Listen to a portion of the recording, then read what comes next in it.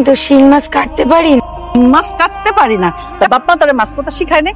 শিখাইবো কই থেকে? তোর মা বলে আগেই মইরা গেছে।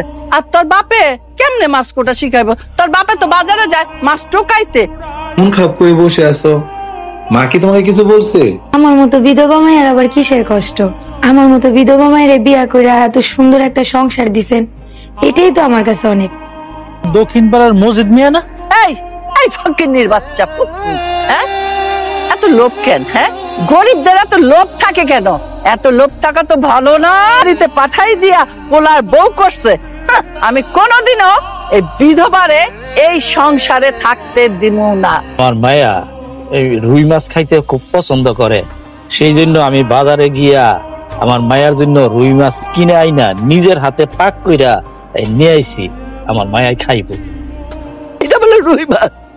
কোন মাসের বাচ্চাও না, কোন মাসের বাচ্চা লয়েছে হ্যাঁ আমার বাড়িতে?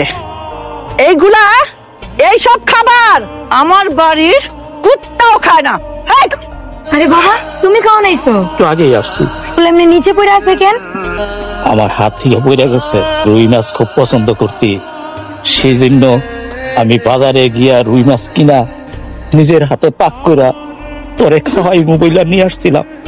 কিন্তু তোর কি কপাল দেখ, আমি তোরে রুই মাছটা খাওয়াইতেই পারলাম না, হাত থেকে পড়ে গেল।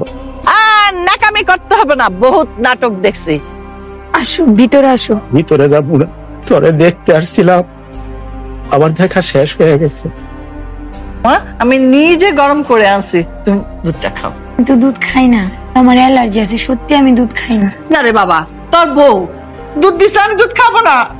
দুধ খাইতে বলতেছে, ভালো কথা, খাও। বাবা তোর বউয়ের হাতে দুধ আমি খাবো না। মা তুমি এগুলা কি বলতেছো? কোনো সমস্যা নাই, তুমি দুধ খাও তো। ওই দুধ তুমি খাবা না, নিশ্চয়ই কোন একটা ভেজাল আছে, ওরে দেখ কোনো বিশ্বাস নাই। আরে মামা, সমস্যা কি? আর সে দুধ নিয়ে আসছে, মা খেলে সমস্যা কোথায়?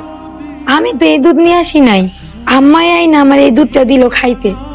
মিথ্যা কথা কইতেছে। দেখ আমার তো দুধের গ্লাস আছে। তুমি দুধটা খাও আর মাকে দেখিয়ে দাও। না, আমি এই দুধ খাবো না। দেখছিস বাবা, দেখছিস? এবার দেখলি তো এই দুধের মধ্যে নিশ্চয়ই কোনো ঝামেলা আছে। তোর বউর কারসাজি। আমি বাবা এই দুধ খাবো না, তুই আর বিচার কর। কি ভাই কর? এটা যেহেতু তার প্রথম ভুল, তাই ক্ষমা করে দাও। আর সে মা পারে দেওয়া ক্ষমা চাও এক্ষুনি। থাক থাক, হয়েছে। কি করো? আরে তুমি? ভাবি চাচি যে আপনার এত অত্যাচার করে, তারপর আপনি এবার কেন পড়ে আছেন?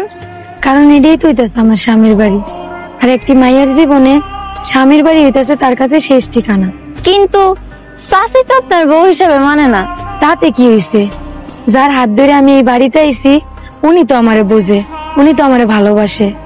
আসলে ভাবি আপনি অনেক ভালো মানুষ, আর এই দুনিয়ায় ভালো মানুষের দাম নেই।